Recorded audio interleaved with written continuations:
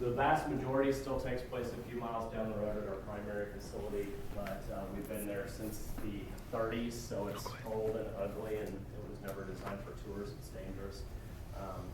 And up until now, we've never really had a place to share our story. So super happy to have this bright, shiny new building. You're about to find out the history and pedigree of this brand runs quite deep. It's one of the most intriguing stores in bourbon, really. But yeah, we've never really had a place to tell it, so welcome. Is this everybody's first time through the facility? Yep. Sweet, all right.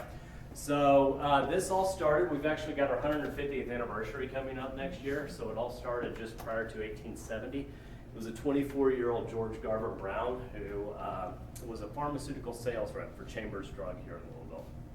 That pretty much made him a whiskey rep to boot because bourbon was a catch-all medical remedy at the time. Problem was, cure was worse than the cause usually. This stuff would make people sick or worse. There are several reasons for that, but it all started with just the fact that bourbon was in demand. Transcontinental Railroad had just come online a year before, so America is expanding westward rapidly. People wanted their booze.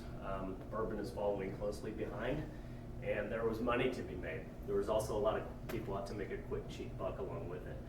So what was happening is you had these blenders of whiskey, rectifiers. That's kind of how bourbon was sold at the time.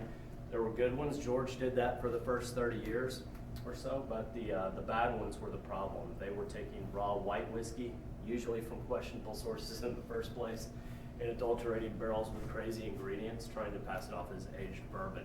So adding tea and molasses and prune juice, things like that for color and flavor, but also dangerous stuff. So iodine, creosote, the stuff we soak railroad ties in.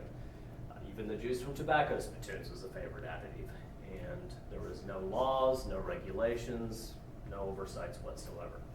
So in 1870, George gets an idea for a new, improved medicinal bourbon. And the way he goes about it is he started sourcing barrels from 3 of the reputable distillers around town at the time.